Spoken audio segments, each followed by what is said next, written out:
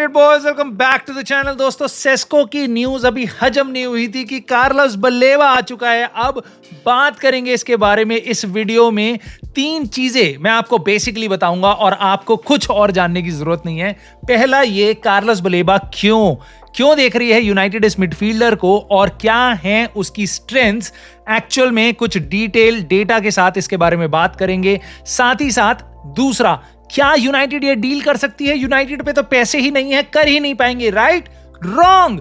मैं आपको एक्सप्लेन करूंगा यूनाइटेड कैसे फाइनेंशियली ये डील कर पाएगी। और थर्डली और मोस्ट इंपॉर्टेंटली, क्या चल रहा है इस डील में, सबसे लेटेस्ट क्या हुआ है अभी तक और क्या वैल्यूएशन हो सकती है ब्राइटन की, क्या कर रही है यूनाइटेड और क्या सिग्निफिकेंट स्टेप है जिसके कारण मैं कॉन्फिडेंटली कह सकता हूं this is probably going to happen। बहुत स्ट्रॉन्ग चांस है। सो आई होप आपको ये वीडियो पसंद आएगी। एंड तक जरूर देखना, डिटेल में देखना, एंजॉय करना है शो। और अगर आएगी तो प्लीज लाइक करके अपना सपोर्ट जरूर दिखाना, सब्सक्राइब कर लेना और कमेंट तो आप करोगे ही, करे बिना रह ही नहीं पाओगे क्योंकि यूनाइटेड फैन हो and you are also excited. Now दोस्तों, सबसे पहले तो मैं बात करता हूं अभी ये प्लेयर के बारे में। कार्लोस बलेवा 21 साल का प्लेयर है, one of the best midfielders in Premier League. पिछले 1 से 2 सीजन में मोइसेस कैसीडो को रिप्लेस करने आया था ब्राइटन में और ये बंदा आते ही ब्राइटन में उनका बेस्ट प्लेयर बन चुका है। भाई ये चार्ट देखो।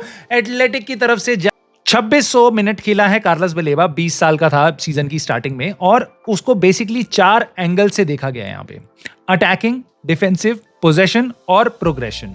ना प्रोग्रेशन मतलब बॉल प्रोग्रेस करने में उसके क्या क्या इफेक्ट्स हैं, क्या क्या बेसिकली पैरामीटर्स पे वो कितना अच्छा है। नाउ इसमें बढ़ने से पहले जितने भी नंबर्स आप यहाँ पे देख रहे हो ये सारे परसेंटाइल है। राइट? परसेंटाइल क्या है? परसेंटाइल मतलब कि अगर किसी का 90 परसेंटाइल है वो 100 में से 90 लोगों से अच्छा है, इसका मतलब ये होता है। तो जितना ज्यादा परसेंटाइल का नंबर उतना अच्छा रैंकिंग है उसकी, आप ऐसा कह सकते हो। नाउ ग्रीन पे हम स्टार्ट करते हैं क्योंकि this is very important. This is about possession. भाई बंदे का बॉल रिटेंशन देखो, इट इज इनमेंस। मतलब 76 एट दिस एज विद उस टीम में जो ब्राइटन है, जो ट्रांजिशन करती है, जो इतना करती है, तो उनको बहुत जरूरी लगती है। और ये आपको नहीं लगता यूनाइटेड में जरूरत है? Ball retention, basically ball retain करके रखना, अपने पास रखना। ही इज 76th परसेंटाइल, मतलब 100 में से 76 मिडफील्डर से ये बेटर है, प्लेयर से बेटर है। Right? Now link up play एक कंसर्न यहां पे जरूर है, 48 percentile which is below average I would से। सो लिंक अप प्ले एक कंसर्न हो सकता है। बट अब आप देखोगे अगर येलो वाले, जो येलो ऑरेंजिश जो भी कलर है वो, उसमें आप देखोगे तो आपको समझ आएगा प्रोग्रेशन, बॉल प्रोग्रेशन में इसके क्या स्टैट्स हैं, कहां पे फेयर करता है बाकी मिडफील्डर्स के कंपैरिजन में। नाउ क्रिएटिव थ्रेट इसकी कम है, पास का प्रोग्रेशन कम है, पास का प्रोग्रेशन, नॉट बॉल प्रोग्रेशन, पास का प्रोग्रेशन। बट कैरी प्रोग्रेशन इसका काफी सही है भाई, 56% पे आता है ये। और ये है आपका बेसिकली ये बॉल कैरी कितनी करता है, 56 परसेंटाइल है, मतलब ये आधे लोगों से ज्यादा अच्छा है। और मैं आपको बता रहा हूं, इसमें जितनी अच्छी टीम में कोई प्लेयर्स होंगे उनका प्रोग्रेशन ज्यादा अच्छा होगा। तो ये ब्राइटन के लिए खेलता है और इस एज में इतना नंबर काफी अच्छा है। बट अटैकिंग थ्रेट अगर आप देखोगे इसके काफी अच्छे नंबर्स हैं, ऑल्दो ये हद से ज्यादा प्रॉबेबली प्रायोरिटी नहीं होगी रूबेन एमरिम की, क्योंकि उसको एक डिफेंसिव माइंडेड एक ऐसा मिडफील्डर चाहिए जो बॉल प्रोग्रेस करा पाए, अपने पास रिटेन करा पाए और फिजिकल डोमिनेट कर पाए। Basically he needs Shin किकर्स and ground eaters, basically जो टैकल करने में काफी हार्ड हो और स्पेस बहुत जल्दी ईट अप करें, जो बेसिकली ग्राउंड बहुत जल्दी कवर करें। राइट? नाउ गोल थ्रेट इसकी काफी डिसेंट है, 66 परसेंटाइल है, better than 2/3 of the players in the Premier League. Now 71 is their percentile for shot frequency, मतलब frequently ये shots लेता है बाकी प्लेयर से काफी ज्यादा। Now सबसे इंपॉर्टेंट पार्ट यहाँ पे भाई ये है, और मुझे लगता है इसके लिए रूबेन एमरिम के मुंह में पानी आ रहा होगा कि भाई ये प्लेयर मेरे को चाहिए। फ्रंट फुट डिफेंडिंग देखो, फ्रंट फुट डिफेंडिंग मतलब इट्स नॉट दैट कि पीछे आते हुए डिफेंडिंग या फिर जब आपके ऊपर है, ये मतलब बॉल लेने जा रहा है, मतलब जब 50-50 टैकल होगा तो कैसे जाएगा, किसी प्लेयर पे पास आ रहा है तब ये पैर अड़ाएगा, मतलब फ्रंट फुट, मतलब आगे बढ़ के डिफेंडिंग करता है। इस चीज में मेरे को अमाड डियालो भी हमारा काफी अच्छा लगता है, he defends on a front foot. Now this बलेवा इज अनदर बीस्ट भाई, ही इज 88 परसेंटाइल, मतलब ऑलमोस्ट 10 में से ये पहले या दूसरे नंबर पे प्लेयर आता है, मतलब काफी बढ़िया प्लेयर है भाई। आपको ऐसा लगेगा भाई ये फ्रंट फुट डिफेंडिंग इसकी इज टॉप क्लास। यूनाइटेड की पूरी टीम में कोई ऐसा नहीं है, मैं आपको इतना बता सकता हूं। Tackle success, and it's not that कि ये फाउल ज्यादा करता है, इसका टैकलिंग सक्सेस देखो भाई 88 परसेंटाइल है। He is one of the best in midfield, one of the best in Premier League ना। उसके अलावा बैकफुट डिफेंडिंग भी इसकी काफी सॉलिड है भाई, 74 परसेंटाइल है, मतलब 74% लोगों से ज्यादा अच्छा है ये। और एरियल वॉल्यूम भी इसका काफी डिसेंट है, 65%, राइट। बट अब आप कहोगे कि भाई इसका बॉल प्रोग्रेशन तो अच्छा है, बट लॉन्ग प्रोग्रेसिव कैसे हैं इसके? बेसिकली देखो, ये लॉन्ग प्रोग्रेसिव कैरीज है ना। लॉन्ग प्रोग्रेसिव कैरीज क्या होते हैं, right? So these are like कि जब एक प्लेयर बॉल लेके आगे बढ़ता है और 10 मीटर यानी 30 फुट से ज्यादा का डिस्टेंस वो कवर कर लेता है एक रन में बॉल के साथ साथ, राइट? सो उसमें इसके 57 लॉन्ग प्रोग्रेसिव कैरीज हैं पूरे सीजन में। ये बस पिछले सीजन की बात है, 24-25, राइट? Which is good. और सबसे इंपॉर्टेंटली आप देखो इसकी डायरेक्शंस, कहां से इसने बॉल उठा के कैरी किया है, कितना ज्यादा किया है और किन किन डायरेक्शन में किया है। बेसिकली वो मिडल ऑफ द पिच, अपने गोल के सामने से उसके सबसे ज्यादा प्रोग्रेसिव स्टार्ट होते हैं। ये वो एरिया है जहां से वो आंड्रे ओनाना और होपफुली किसी एक अच्छे कीपर से बॉल लेगा, रिसीव करेगा, मे बी डिफेंडर से बॉल रिसीव करेगा, और उसके बाद वो अपना प्लेयर बीट करके या अपने साथ प्लेयर को लेते हुए बॉल प्रोग्रेस कर सकता है। और बेसिकली क्यूना और एम्बुएमू में आप इमेजिन कर सकते हो, उनके पैरों में जाके बॉल रख देगा कि भाई अब तुम्हारा काम है, अब तुम प्रोग्रेस करो, क्योंकि वो दोनों प्लेयर भी बॉल प्रोग्रेशन में काफी सॉलिड है। नाउ ये हैं इसके लॉन्ग प्रोग्रेसिव। इसके शॉर्ट प्रोग्रेसिव यानी 5 yards एंड मोर, वो काफी ज्यादा और होंगे, but this is really good. अगर कोई भी एक मैनेजर अपनी मिडफील्ड में चाहता है प्रोग्रेसिव कैरीज करवाना, ये प्लेयर आपको चाहिए भाई। 20-21 साल का अगर ये प्लेयर है, इट्स नॉट दैट कि ये इसका डिक्लाइन है, इससे बेकार ही होगा। He is just going to improve. Directions देखो, सारी डायरेक्शंस में बॉल प्रोग्रेस करता है। लेफ्ट फुटेड प्लेयर है ये, इस साइड भी जा सकता है, इस साइड भी जा सकता है, दोनों side he is very comfortable. अगर आपने इसकी वीडियोस देखी हो, अगर आपने इसको खेलता हुआ देखा हो, तो यू कैन सेंस कि मैं आपको क्या बात बता रहा हूं। He is very comfortable. इसके पैर में बॉल रख दो and he can move around the pitch, he'll take care of the ball, right? So एक चीज और है, इससे भी ज्यादा लॉन्गर कैरीज को यहां पे स्टडी किया था एथलेटिक ने, और उन्होंने बताया है जो 15 मीटर से भी ज्यादा यानी 45 फीट से भी ज्यादा के बॉल कैरीज होंगे, उनको हम देखते हैं, और उसमें भी इसके इतने सारे कैरीज दिखाई दे रहे हैं। हालांकि यहां पे अब हम 2 सीजन्स की बात कर रहे हैं, जब से कार्लोस बलेबा ने आपके मोइसेस काइसेडो को ब्राइटन में रिप्लेस किया था, यानी कि 2023 यानी 2 साल पहले समर में वो उसको खरीदा था उन्होंने लिल से 26 मिलियन पाउंड के आसपास में। अब ये प्लेयर के पिछले 2 साल के स्टैट्स ये दिखा रहे हैं कि ये इतने ज्यादा इसके लॉन्गर प्रोग्रेसिव्स हैं, और मैं आपको बता रहा हूं you won't find much players with these many long progressive carries. So basically he runs in the middle of the park as if कि वहां पे प्लेयर्स नहीं है, वो अकेला भाग रहा है, बस ऐसी मजे ले रहा है, राइट ना। उसके अलावा पोजेशन वॉन, क्योंकि ये काफी क्रिटिकल एस्पेक्ट हो सकता है रूबेन एमरिम के एक मिडफील्डर के लिए, तो ये जो आप देख रहे हो अब, this is possession won. Now पिछले सीजन का ही स्टैट है ये, और उसने पोजेशन 1 टाइम्स नहीं 142 टाइम्स जीता है भाई। This is immense. एक सीजन में इतने ज्यादा, आप सोच के देखो यार, मेरे ख्याल से 34 गेम खेला था ये, विच इज गुड। काफी अवेलेबिलिटी रहती है इसकी, 34 या 35 गेम खेला था।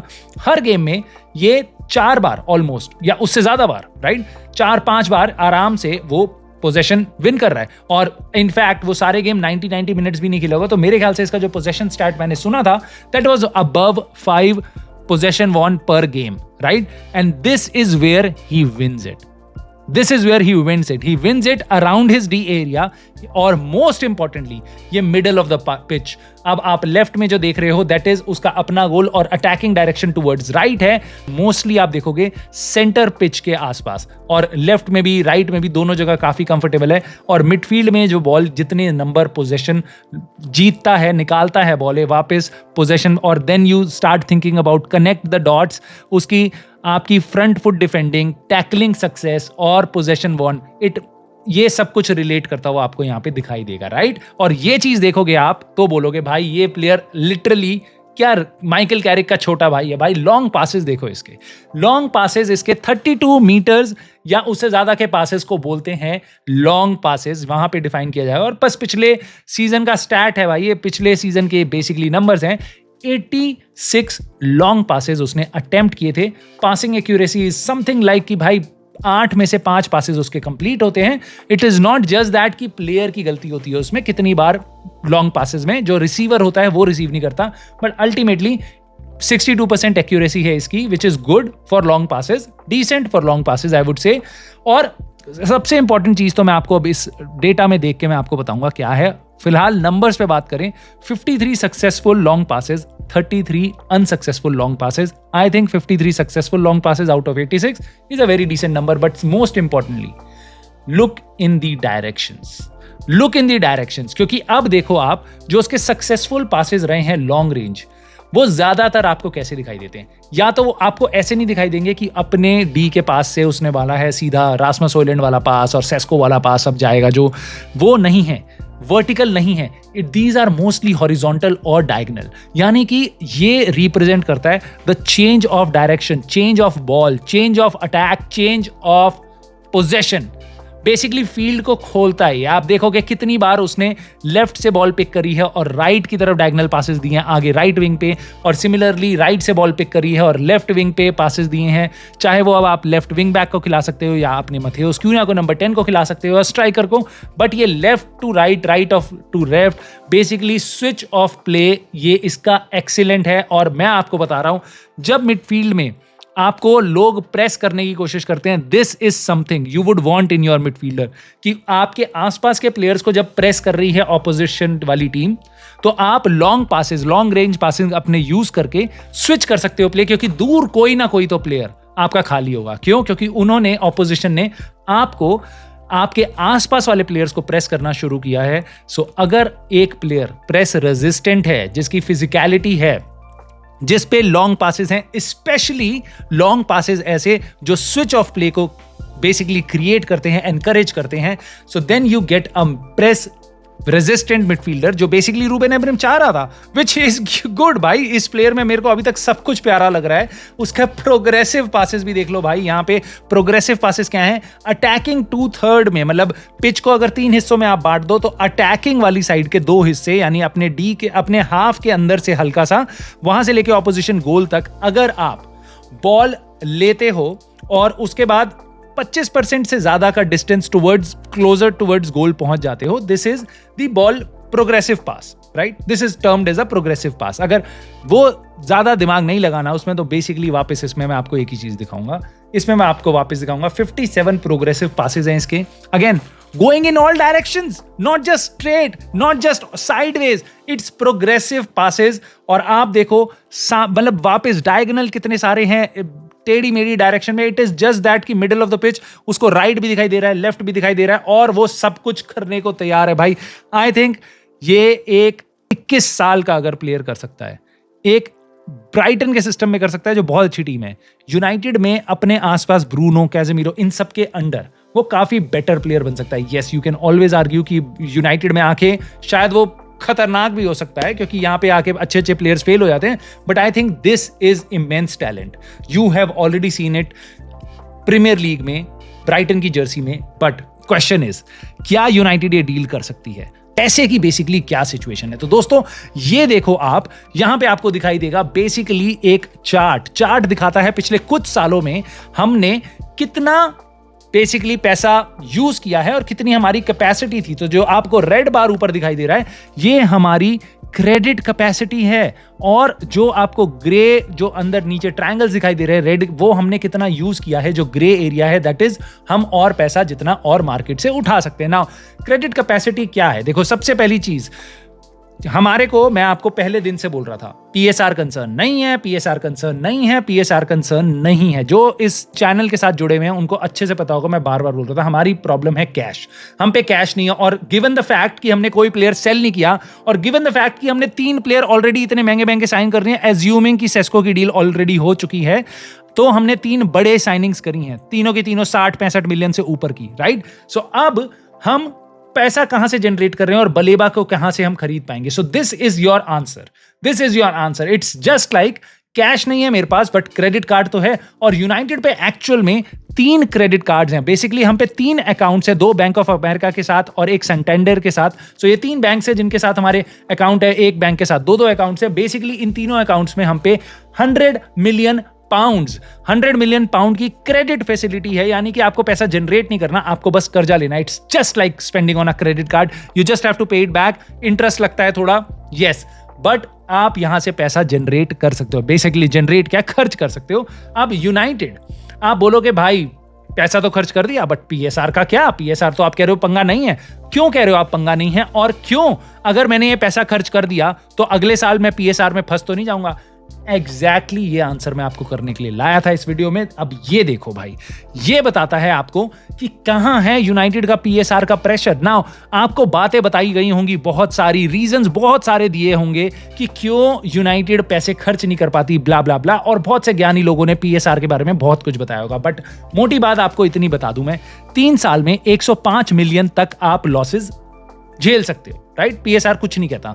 अब यूनाइटेड के फिगर्स कहां पे हैं? अब हमें ये नहीं पता यूनाइटेड कितना पैसा अगर हम खर्च भी कर दें तो हम पीएसआर के चंगुल में नहीं आएंगे, क्योंकि पिछले 2 सीजन का एक्चुअल पीएसआर कैलकुलेशन में जो हमारा नेट प्रॉफिट या लॉस क्या है वो मैं आपको यहां दिखा सकता हूं। और basically just look at the blue graph. जो पहला 2022-23 का सीजन था उसमें हमने 8 मिलियन प्रॉफिट कमाया है भाई, 8 मिलियन प्रॉफिट कमाया है। यस, हर साल हमें बताया जाता था यूनाइटेड लॉस में है, लॉस में है, लॉस में।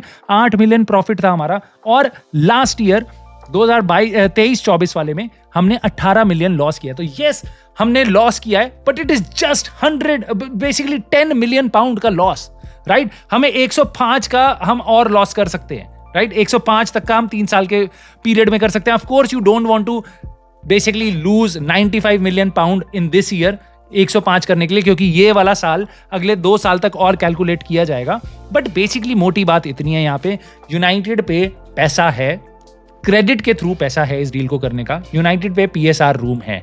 नाउ सबसे बिगेस्ट कंसर्न और सबसे बड़ा सवाल क्या है, ये है कि क्या ब्राइटन ये डील करेगी और क्यों यूनाइटेड इस डील में पड़ रही है और क्या है लेटेस्ट कहानी, राइट? सो उसके लिए हम चलते हैं भाई फब्रित्ज़ियो रोमानो और डेविड ऑर्नस्टीन की दुनिया में, जहां पे अब पिछले 24 घंटे के अंदर अंदर, क्या पिछले 12-13 घंटे के अंदर अंदर आग लग गई है मार्केट में, जब फब्रित्ज़ियो रोमानो और डेविड ऑर्नस्टीन ने आके बताया कार्लोस बलेवा के लिए यूनाइटेड बेसिकली इनिशियल टॉक्स कर रही है, उनके इंटरमीडियरीज से बात कर रही है और बेसिकली जानना चाहती है क्या है इस डील में, क्या हम कर सकते हैं डील, क्या है बेसिकली डिमांड्स। मैं आपको बताता हूं ये डील एक्चुअल में, ये खबर कहां से आई। इंडिकेला करके एक आउटलेट है, क्रेडिट टू देम, उन्होंने ये न्यूज ब्रेक करी बिफोर डेविड ऑर्नस्टीन के ट्वीट में भी देख लेना, उन्होंने बाद में अपने कमेंट करके बताया, but after I am telling you this after इंडिकेला। नाउ इंडिकेला को मैंने और स्टडी किया तो अब पता चला भाई ये इनकी कुछ खबरें बहुत सॉलिड होती हैं और बहुत बड़े जर्नलिस्ट से पहले निकलती हैं। अब उन्होंने एक और बैंगर चीज बताई है जिसके बारे में मैं आपको डिस्कस करूंगा। नाउ यहां पे पहली चीज, हम कार्लोस बलेवा के लिए स्टार्ट कर रहे हैं कॉन्वर्सेशन ब्राइटन के साथ, बट फब्रित्ज़ियो रोमानो ने आके हमें बार बार बताया ये डील बहुत मुश्किल है, बहुत next to impossible, kind of impossible, very difficult. Why? पहली चीज, प्लेयर आपका स्टैब्लिश्ड है ब्राइटन में, वो जाना चाह रहा है? नहीं, ऐसा कुछ नहीं था सीन। ब्राइटन उसको बेचना चाह रही है, वो ढूंढ रही थी कोई और सेलर मिले हमें, और अब तो सीजन स्टार्ट होने वाला है, कुछ भी नहीं है, सीजन स्टार्ट होने वाला है। ब्राइटन से मिडफील्डर निकालना बहुत मुश्किल है। ब्राइटन ने सारे मिडफील्डर्स, अपने सारे अच्छे टैलेंट बहुत महंगे दिए हैं, बट अब यहां पे यूनाइटेड कर सकती है खेला। क्यों? क्योंकि अब देखो इंडिकेला ने अभी उन्होंने एक एक्सक्लूसिव रिपोर्ट निकाली है जहां पे उन्होंने बताया ब्राइटन की डिमांड क्या है। ये खबर मैं देखने के लिए बहुत तरस रहा था क्योंकि मुझे पता नहीं था ब्राइटन की एक्चुअल डिमांड क्या है, हाउ मच इज द, कोई कह रहा है 120 मिलियन, कोई कह रहा है 80 मिलियन, कितना है एक्चुअल में फिगर। उन्होंने बताया 90 million pounds plus 10 million in add ons. This is what Brighton would ask.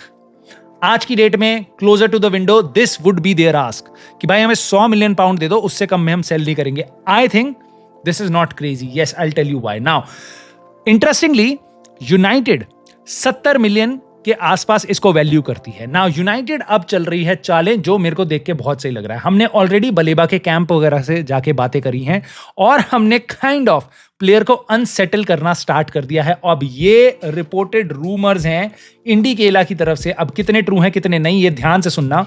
Baleba himself is reportedly planning to step in and ask Brighton to lower the asking price, and this is a bold move. This is huge.